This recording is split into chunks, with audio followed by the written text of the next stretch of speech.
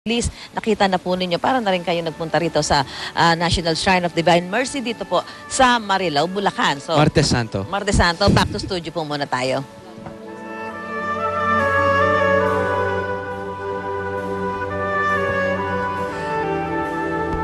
Salamat San, salamat True. Ang sakripisyo naman ni Jesucristo ang babalikan natin dito sa tambayan sa pamamagitan niya ng maagang sinakulo sa unang hirit. Tulad sa tradisyon, isasadula po namin mamaya ang mga naganap bago ipako sa krus si Jesus. Ganon din ang kalbaryo ng pasanin niya ang krus at nang ipako siya hanggang sa muli niyang pagkabuhay. Samahan niyo po kami mamaya para alalahan natin lahat yan dito sa sinakulo sa unang hirit. Pagpapatuloy niyo ang pagpapahirap sa Kanya, ay ko na po buhatin ang krus na ito. At nahayaan ko buhatin ito hanggang sa hindi niya na ito kakayanan. Gusto niyo ba yun? Gusto niyo bang malaman ng inyong punong saserdote na hindi naabot sa pagpako sa krus at taong ito? Gusto niyo ba yun? Sige! Tigil niyo na, tigil niyo na. Rapit na tayo sa mga Golgotha.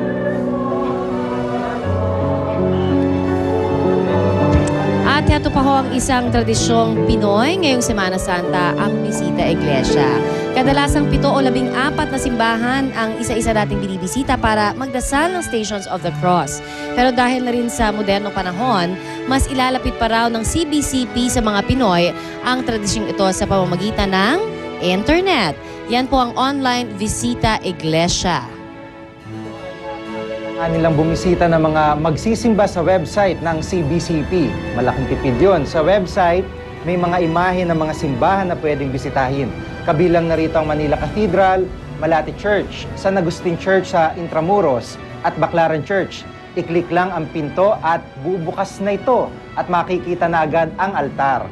Mula sa altar, pwede ka nang sumali sa online na pagdarasal. High-tech talaga. Ang online Visita Iglesia ay dati na raw hinihiling ng CBCP na sa mga ng mga debotong nahihirapang lumabas ng bahay para makapagbisita iglesia. Oo nga. Malaking tulong ito sa mga OFW na nasa ibang bansa.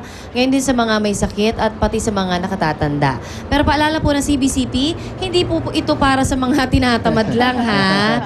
Nako, para daw ma-experience ninyo yung mga kapuso natin dyan na bumisita lang sa website ng CBCP, www.cbcponline.net. Pero in fairness, nakaka-encourage at least siya ng mga Catholics na medyo yun na nga ayaw masyado lumabas. Because of one reason, Pailing-iling lang po ako, hindi ko siya matanggap. Parang ha? Pero yung mga may sakit, ayan ganyan. Pero matatanda ng confined na sa bahay. Actually, you don't even have to go to the 7 churches. Parang you can go to one church and do all of the all stations there. At saka, Whatever's nearest to your house. Tama, Parang ganyan. Tsaka, pero ako, ang importante lang naman yung pagdarasal ng taimtim sa puso. Yun, sa bagay, true. Talagang yun ang the best, no?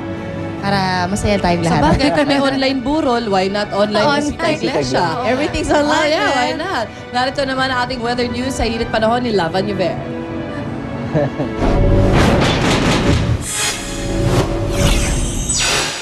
Hirit panahon po tayo mga kapuso. Eto na po, lahat po ng eastern section ng bansa.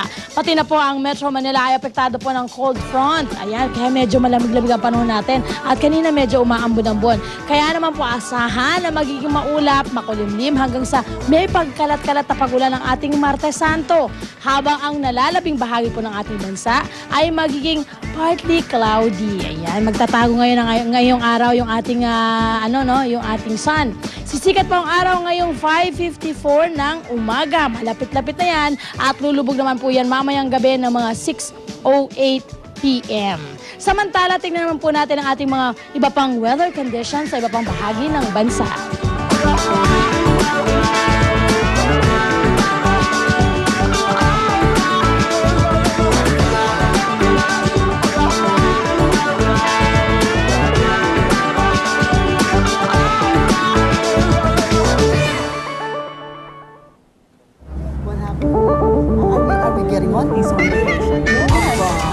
Naku mga kapuso, mga balitang nakabandera ngayon sa mga pahayagan at news website.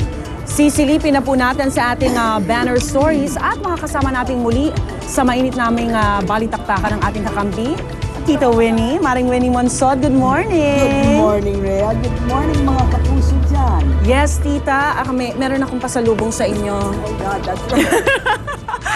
microphone. Ayan. Okay. Sorry. Thank you, ha. Thank you sa regalo. Good morning, tita. Yes, good morning. Okay, we're on. Okay, go ahead. Ito na po, umpisahan na natin sa Inquirer.net at Philippine Star.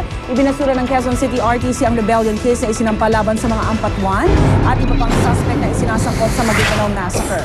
Ayon kay Judge Vivencio Baclig, wala raw sapat na ebidensya ang prosecution para masabing may probable cause na kasuhan ng rebellion si Andal Ampatuan Sr. at iba pa. Kaya naman kung kasong rebellion lang ang batayan, maaari na raw makalaya si Andal Sr. Pero dahil may hinaharap din hiwalay na kaso ng multiple murder sa sala naman ni Quezon City RTC Judge Jocelyn Solis Reyes, malabo pa rin siyang makalaya sa ngayon. Alam mo naman, Rhea, talaga naman walang rebellion. Magkakuntsaba nga sila ng gobyerno, hindi ba? Private armies ng mga ampatuan. Ang binibigay na ebidensya, yung mga weapons, etc. Those were weapons not to use against the government. Those were weapons to use against the Maguindanaoans. Hindi ba? In other words, talagang reign of terror dyan sa Maguindanao. Kung hindi ka sumusunod sa ampatuan, patay ka. Ayan nga ang nangyari, hindi ba? Itong weapons din, Tita Wins, ito supplied mismo by the AFP, by our military. Ayun ang hindi nila sinasabi. You know, that was yung under the table yan. Yes. Oo. Hindi nila nalalaman kung nabili yon o binigay yon o na-smuggle yon, etc., etc.